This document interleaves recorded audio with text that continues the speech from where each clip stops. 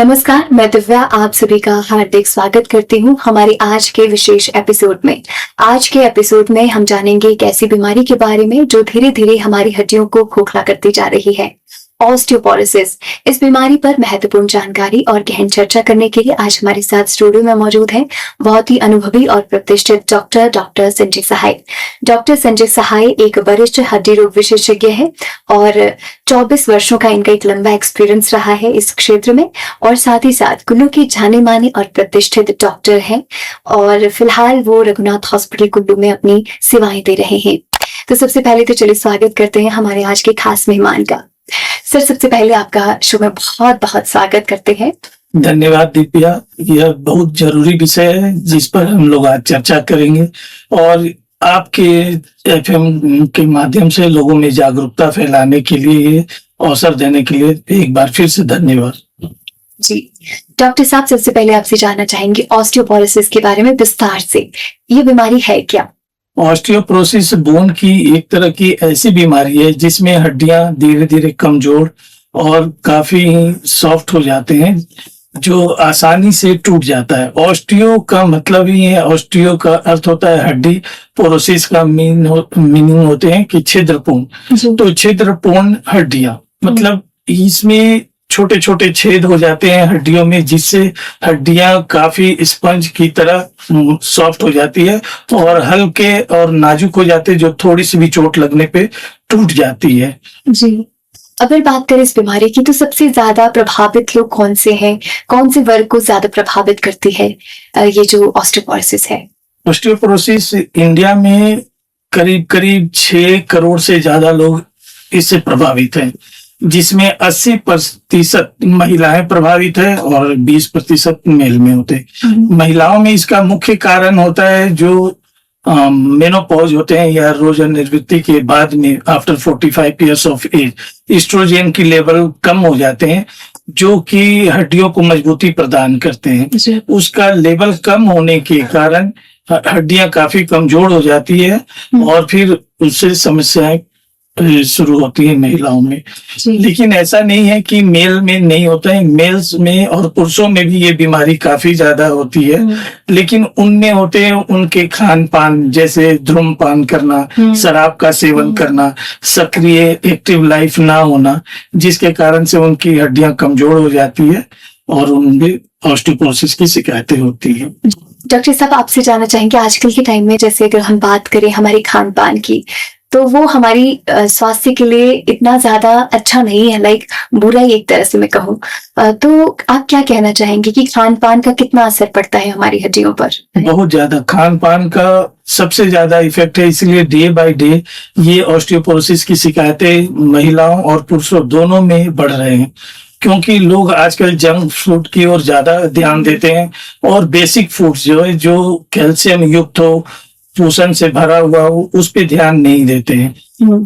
लोगों में इस कारण से विटामिन डी की कमी हो जाती है, हड्डियां कमजोर हो रही है और थोड़े से भी गिरते हैं या चोट लगती है तो हड्डियां टूट जाती है। तो खान पान का तो हड्डियों पे सीधा प्रभाव देता है, तो उस पे लोगों को काफी संतुलित आहार रखने चाहिए, रेगुलर व्यायाम करने चाहिए ताकि हड्डियां मजबूत रहे। धूप में बैठना, समय व्यतीत करना चाहिए ताकि सनलाइट मिले और उससे उनकी हड्डियां को ताकत मिले। जी, अगर बात करें ऑस्टियोपोरोसिस के लक्षणों की, तो क्या क्या लक्षण रह सकते हैं इसके? कैसे इसको पहचान सकते हैं कि किसी व्यक्ति को ऑस्टियोपोरोसिस है या इससे पीड़ित है? इस बीमारी की सबसे बड़ी चुनौती यही है कि ये शुरुआती दौर में कोई लक्षण नहीं देते हैं, इसलिए हम लोग इसे साइलेंट डिजीज कहते हैं। जब तक कि मरीज का कोई फ्रैक्चर या टूट नहीं जाता हल्के से भी ट्रॉमा के कारण, तब तक पता चलते हैं कि ऑस्टियोपोरोसिस से प्रभावित थे। किसी किसी में ऐसा देखने को मिलता है कि कमर में दर्द होते हैं, मांसपेशियों में खिंचाव होना, जोड़ों में दर्द होना, या फिर उम्र के साथ साथ हाइट कद का छोटा हो जाना, या फिर कमर का आगे की ओर झुक जाना, तो ये सब भी इस ऑस्टियोपोरोसिस के लक्षण होते हैं। लेकिन इसको पता करने के लिए भी आजकल जांच होते हैं, जिसको हम लोग बीएमडी टेस्ट करते हैं, जो डेक्सा स्कैन के द्वारा होता है। और मुझे काफी खुशी है ये बताने में कि डेक्सा स्कैन या BMD test Raghunath hospital Kullu में 1 या 2 महीने में मुफ्त में किया जाता है।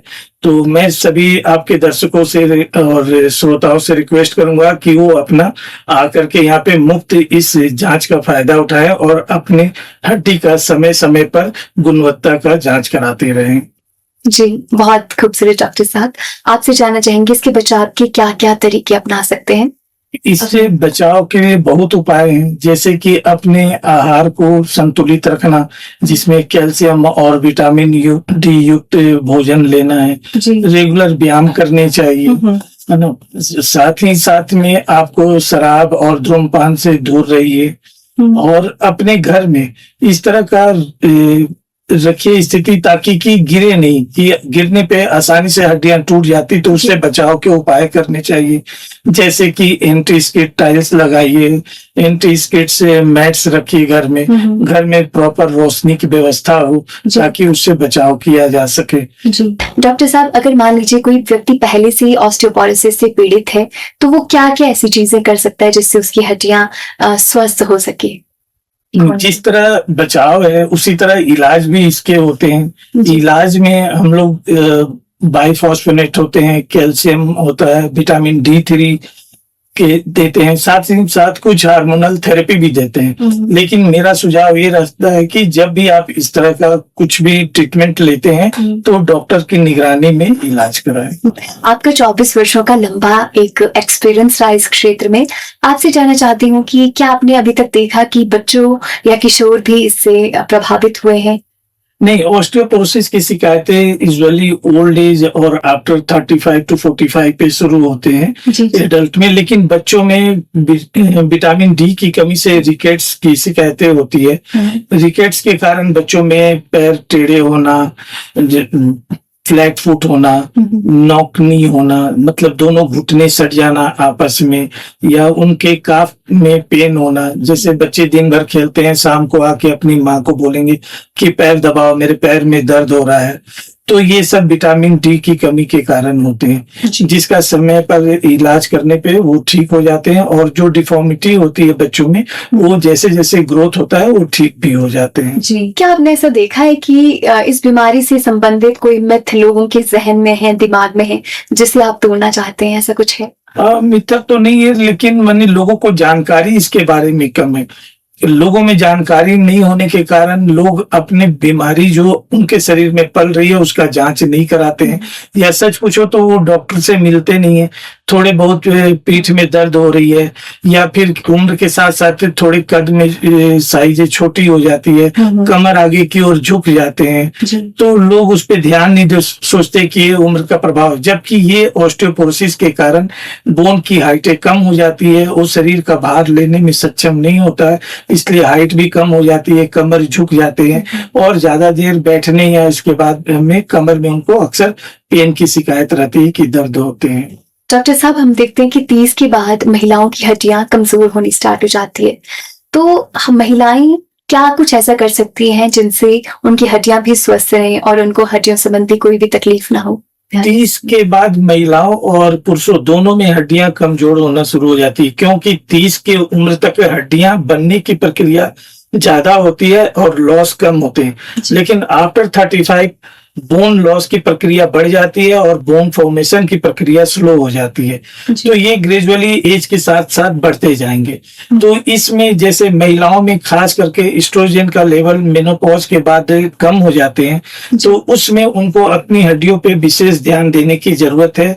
तो वो समय समय पे अपनी हड्डियों का जांच कराते रहें, और अगर कमी है हड्डियों में तो फिर वो अपने ट्रीटमेंट डॉक्टर के सहायता अनुसार करें। जी, बहुत महत्वपूर्ण। डॉक्टर साहब कहते हैं कि योगा और फिजिकल एक्टिविटीज हर बीमारी को हमसे दूर रखती है।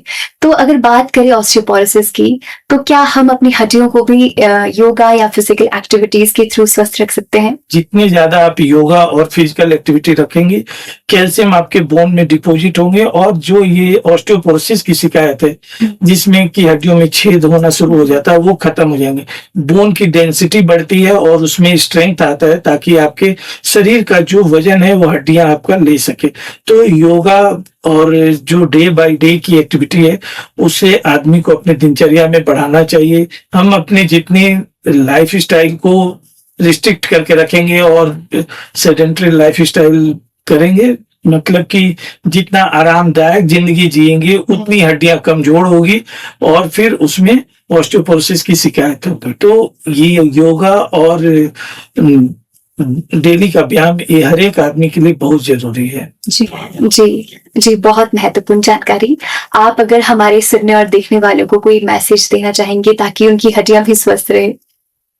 मैं तो यही कहना चाहूंगा लोगों को कि समय समय पे जैसे दिल और अपने दिमाग का जांच कराते हैं या ध्यान रखते हैं, उस तरह अपने हड्डियों की सेहत के बारे में भी ध्यान रखें। अपने दिनचर्या में योगा और व्यायाम का रेगुलर करें प्रयोग, ताकि उनकी हड्डियां सेहतमंद रहे। साथ ही साथ शराब और सिगरेट या धूम्रपान से दूर रहें, है ना। और जितने जंक फूड है उसको अवॉइड करें। आपकी सेहत आपके हाथ में है, तो जितना ज्यादा संतुलित और कैल्शियम और विटामिन डी युक्त भोजन आप करेंगे, आपकी हड्डियां मजबूत रहेगी और आप स्वस्थ रहेंगे। तो सावधानी ही है सबसे अच्छा उपाय। Always prevention is better than cure. जी, बहुत खूबसूरत जानकारी। डॉक्टर साहब, आज आप हमारे साथ स्टूडियो में जुड़े और इतनी महत्वपूर्ण जानकारी आपने हमसे साझा की, उसके लिए आपका बहुत बहुत धन्यवाद करते हैं। धन्यवाद जी, थैंक यू। तो ये थे हमारे साथ डॉक्टर साहिब, जिनसे हमने जाना कि कैसे हम अपनी हड्डियों को स्वस्थ रख सकते हैं। आप भी अपनी हड्डियों का विशेष ध्यान रखें। अगले एपिसोड में हाजिर रहेंगे नए मेहमान के साथ। फिलहाल के लिए मुझे दीजिए इजाजत। नमस्कार।